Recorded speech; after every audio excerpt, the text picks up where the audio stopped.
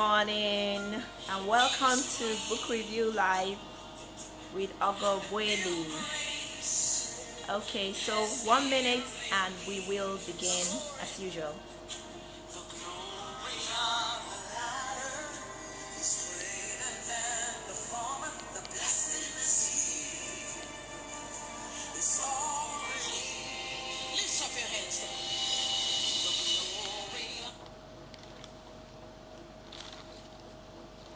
Good morning, welcome, I see you. We'll begin in a minute. Welcome. Thank you for joining today. Thank you. Today will be awesome. I'm really excited about today's book. I am so excited. Oh.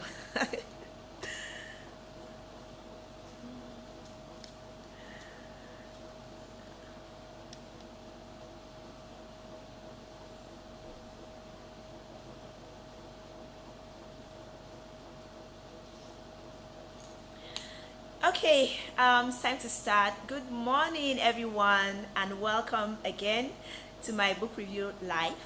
My name is Ogbueli. I'm an inspirational reading coach and author and co-founder of Faith Things Resources, an informal educational company that provides platforms and resources for spiritual growth and personal growth. Welcome, I can see you. Welcome, so glad you're here.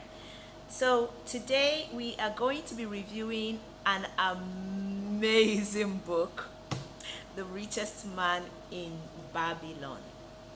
The Richest Man in Babylon. I'm sure a lot of us have heard about this book. I know I've heard about the book. In fact, I bought 2 copies. I have 2 copies in my library, but I'm not really taking time to study this book until I have to do this review. So I took some time to study the book over the weekend, and as I was studying this book, I was asking myself, why haven't you read this book? This book is so amazing. This is a book I wish I had read like 10 to 15 years ago. It is so amazing. It's one of the best books. From the recommendations and the reviews, is one of the best books on personal finance principles. You can get personal financial advice from this book, and for individuals and for corporate organizations. Like, the principles are so amazing, and we'll be sharing a few of them in this review. Welcome and good morning. So glad to see you. Yay. Welcome. Okay, so we begin. This book is not such a big book, about 100 and something pages. It's something you can read in a couple of days, or something you can read in about 4 hours with the reading app. If you have the ebook, 4 hours with the reading app, or something you can just read a couple of days. It's like a story.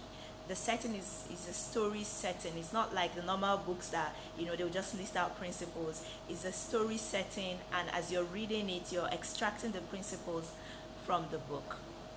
So to move on,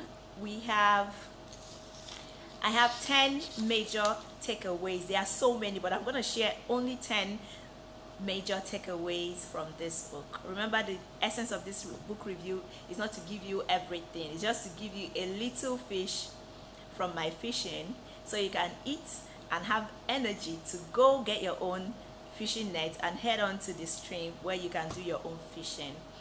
So I'll just be sharing 10 little things that I learned personally from this book that I intend to put into practice in my life. Some of them I've not been practicing, some of them I have been practicing. I intend to live by and teach my own children as they grow. So this book has an amazing introduction. I'm going to read it out. So the financial principles shared in this book are recognized and used all over the world. Babylon became the wealthiest city of the ancient world because its citizens were the richest people in their time. They appreciated the value of money. They practiced sound financial principles in acquiring money, in keeping money, and in making their money earn more.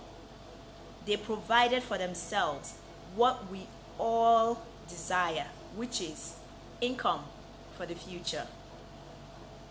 So, in today's review, we'll be extracting some of these principles that these Babylonians lived by that made them the wealthiest people of their time.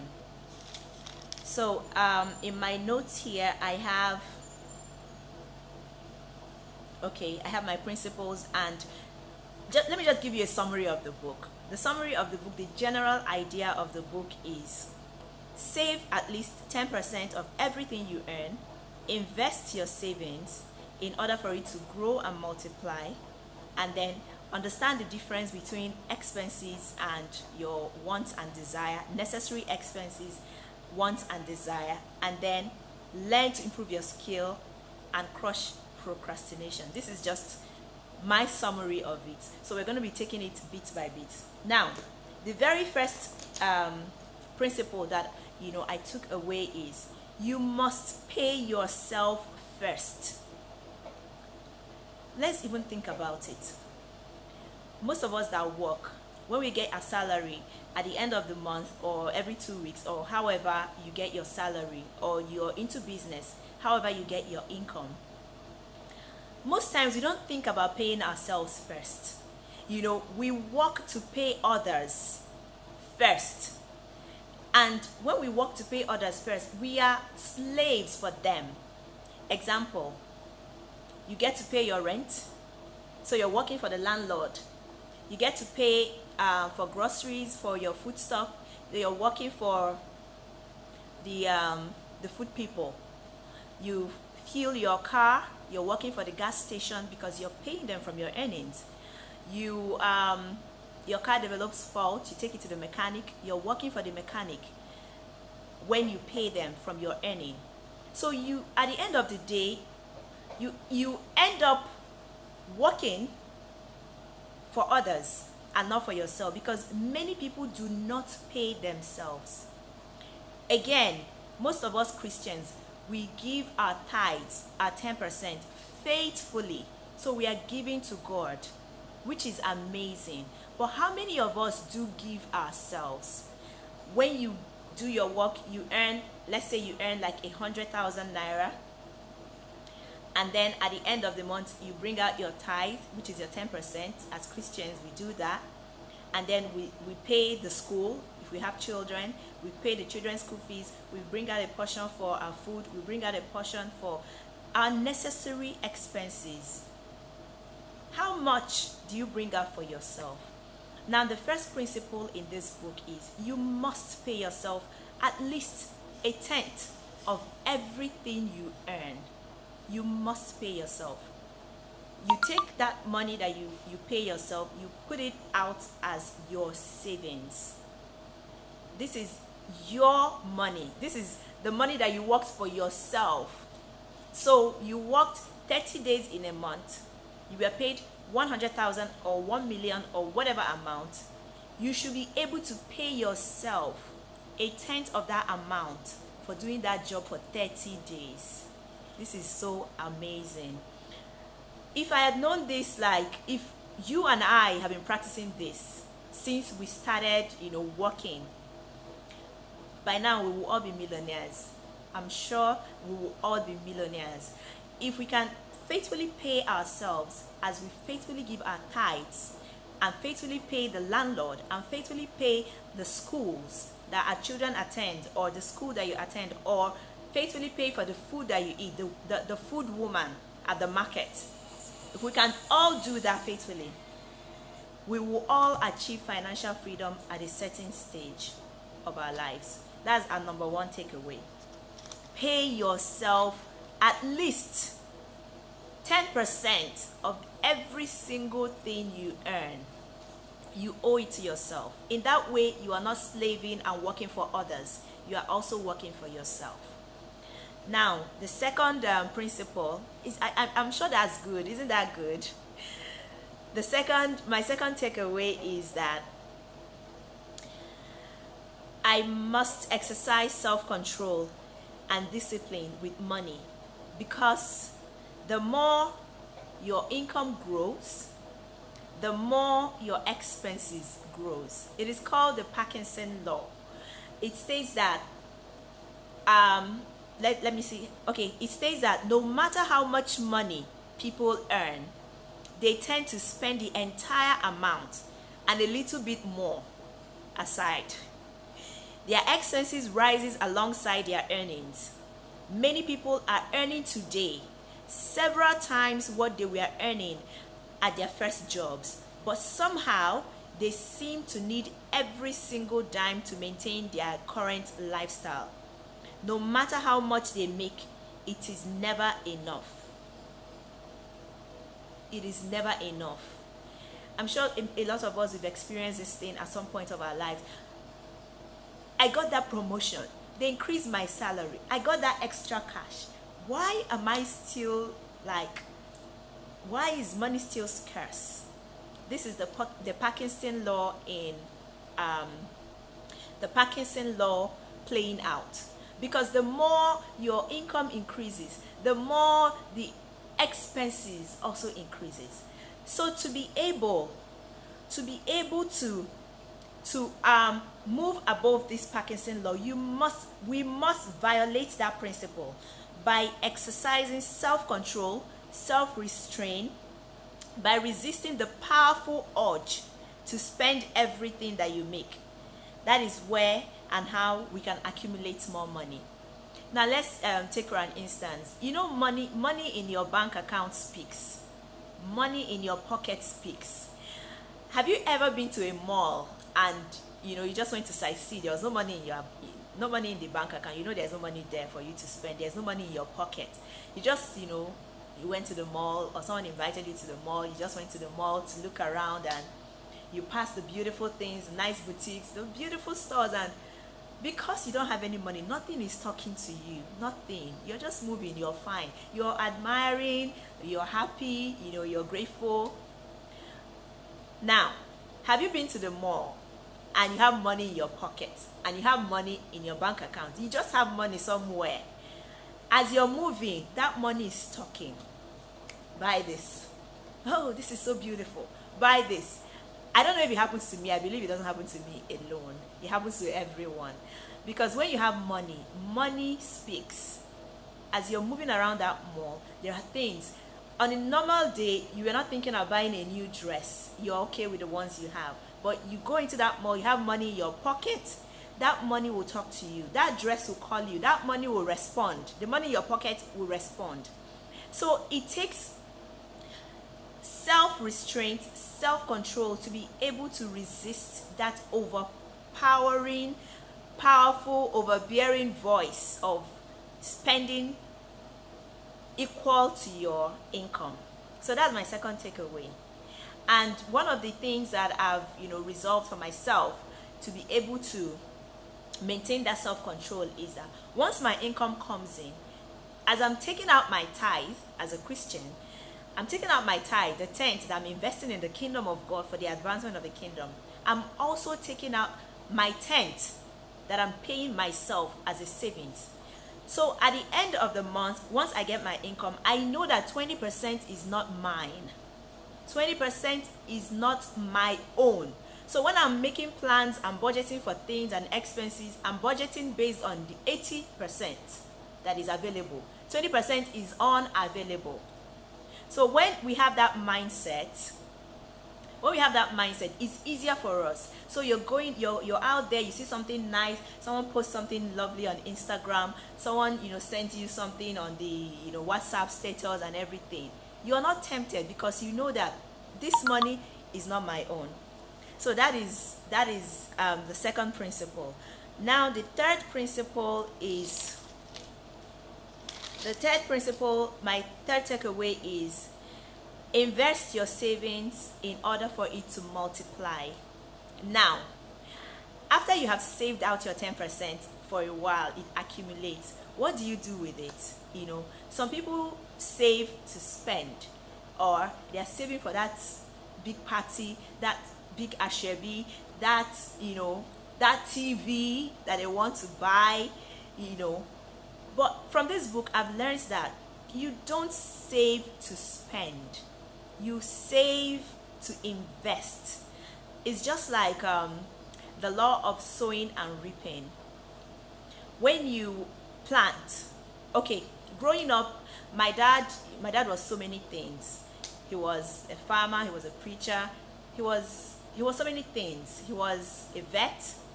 But I want to extract the farmer side of him. I remember growing up, you know, we had these farms that we used to, some of them we traveled to go and cultivate, and then some we had in our backyard.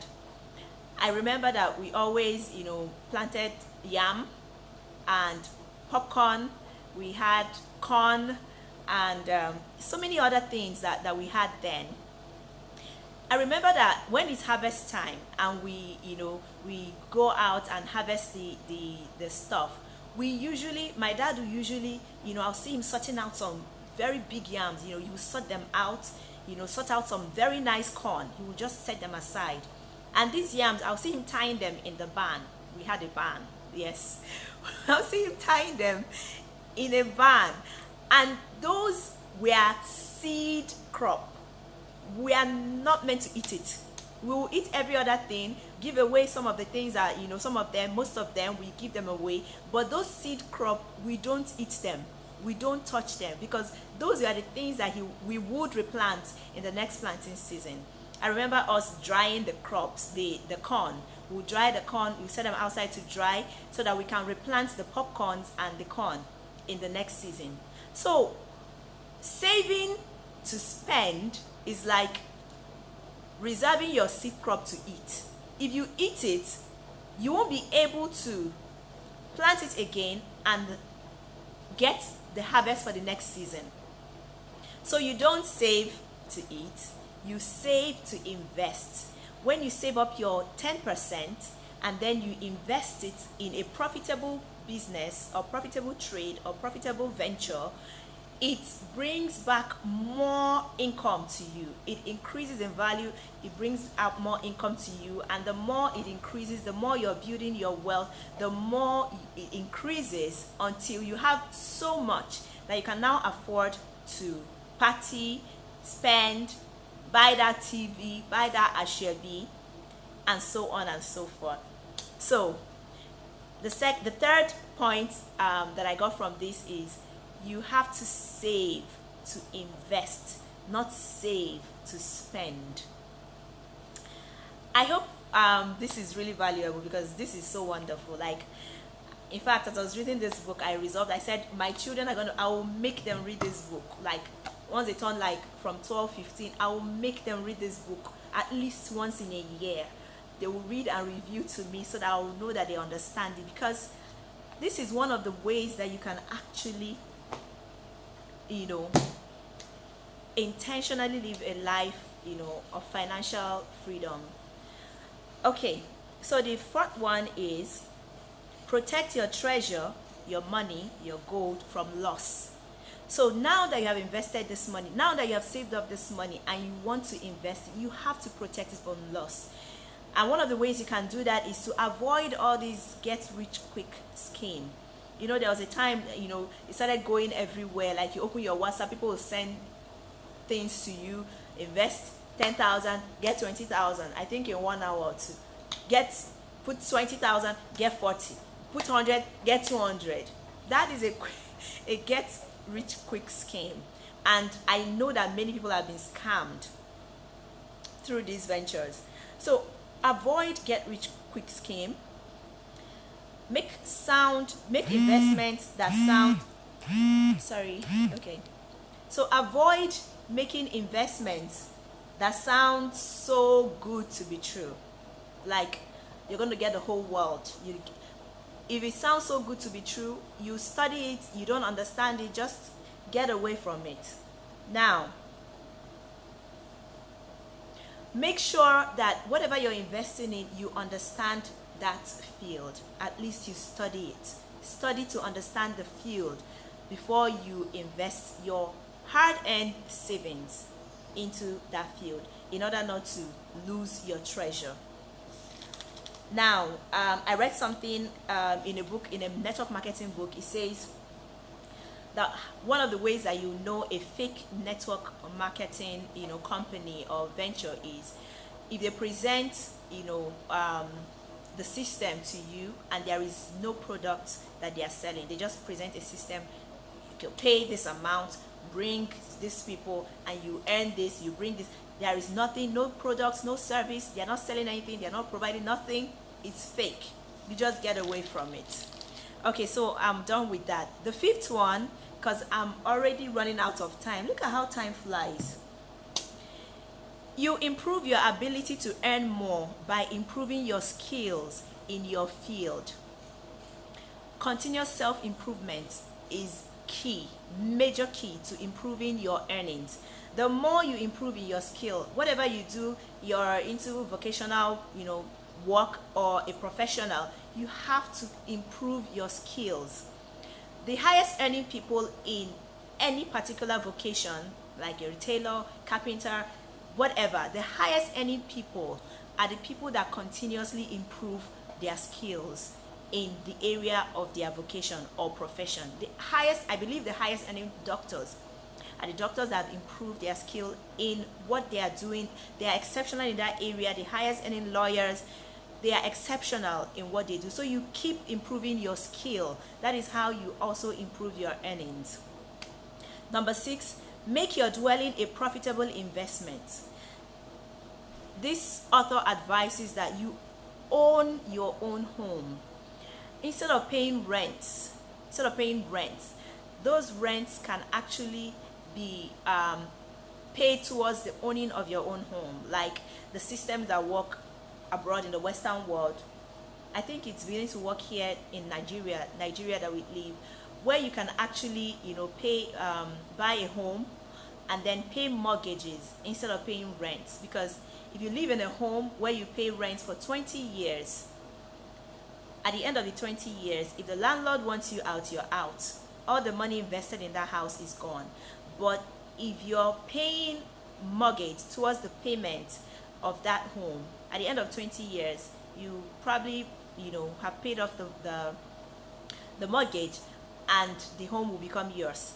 So make your dwelling a profitable investment. That is another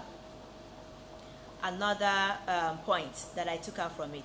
Then number 7 is ensure a future income. Now, in this part of the world, we don't really do this, but the author advises that we should invest in life insurance. When you invest in life insurance, this is protection for your family in case anything happens to you. Protection for your family. You wouldn't want to leave and then you leave your family stranded. Some even leave their family in debt. But when you have a life insurance, if something happens, nobody's praying for that. You know that your children, they are covered, your husband, your wife, they are covered by your life insurance. So I'm moving so fast now because we are almost out of time. The 8th point I took away is seek financial advice from trusted financial advisors. You don't seek financial advice from a carpenter. You don't seek financial advice from a tailor or someone that is not trained in that field. Most times the free advice that we get, they are really worth nothing, as in they are worth as much as you pay for it. They are really worth nothing. So when you invest in sound financial advice, getting it from trusted people, that it's good investment. Even if it's money that you pay to get that advice, it's good investment. And then you have to surround yourself with people that think, the same way. One of the ways you can do that is to buy books. Sometimes you look around your circle, you know that people in my circle, they don't think like this, they don't understand this, they're spenders, what would I do? You're not going to throw away all your friends. You can actually surround yourself with the right resources. Like I said earlier, not today though, a book is a person. Someone has already poured out their life experiences into this. I've never met Judge S. Clason. I've never met him, but he's impacting my life. Throughout the weekend, I spent the weekend with him, learning from him. So you can surround yourself with people, the right mind, the right resources, the kind of network you want. You get those books, you surround yourself with them, read them, study them, enjoy them, and learn from them, and put the principles into practice. Okay, so let me share the last one before we close. There are so many things here. My advice is everybody should buy this book. This is a book to read. The Richest Man in Babylon. Rather, it's a book to listen to. I think you will enjoy it more if you listen to it, because it's like a story. It has a story-like setting. So if you use Audible, you can purchase it on Audible and listen to it. It's so amazing. You can use the reading app. If you have the soft copies, use the reading app to listen to it. It is so amazing. Okay, because of time, let me just go on and read out the 5 laws of gold. The 5 laws of gold are stated in this book. I have so much to share, but the time is out. But let me just read out the 5 laws of gold as stated in this book. And these are the major principles that you can apply and begin to see amazing changes in your finances. The first law is gold comes easily and in increasing quantity to the person who saves at least 10th of their earnings. I'll read it again. Gold comes easily and in increasing quantity to the person who saves at least 10th of their earnings. That's the first one. The second law of gold is gold labors diligently and multiplies for the person who finds it profitable employment. So that it means if you invest your gold in a profitable venture, it will labor endlessly and diligently to multiply itself to you. The third one is gold clings to the protection of the person who invests their gold with wise people. So if you make your investment in the right places, your gold will not diminish. It's only when you make your investment in the wrong places, that's when you get schemed, you get scammed and all that, you lose your wealth. But when you invest in the right places, even though your investment is not yielding so much, as long as it continually yields something, your gold will remain with you, rather than putting it in the quick scheme and losing everything altogether. Then the fourth law of gold is gold slips away from the people who invest gold into purposes through which they are not familiar. So remember I said you have to study the area before you can make your investments in it. So gold slips away from the people who invest gold into purposes through which they are not familiar.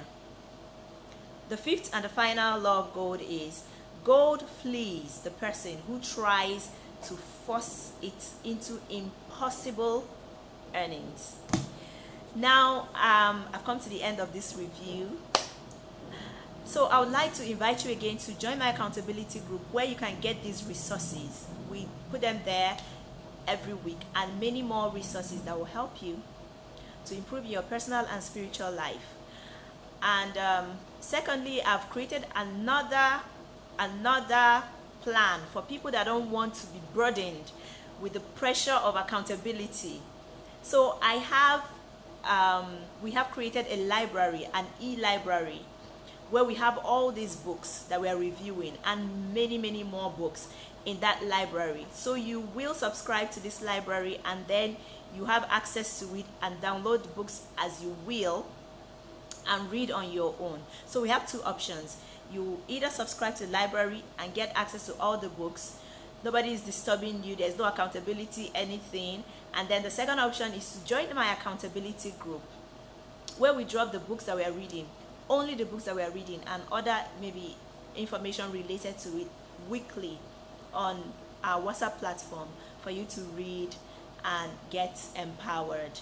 So I'm going to drop the links. Another amazing announcement I have to make is that the accountability group, a subscription-based group that we created, as I was praying last week, I just had in my spirit that I should open it up for more people. Usually it was 1,000 a month. That is 12,000 that you invest in your personal growth through this accountability group for the entire year. But I got in my spirit to open it up for 100 naira a month, which is like 1,200 for the entire year. So I'm just making it so easy for people so that you can have access to these resources. There is no excuse. If you cannot invest at least 1,000 naira, 2,000 in your personal growth, then I don't know what to say to you.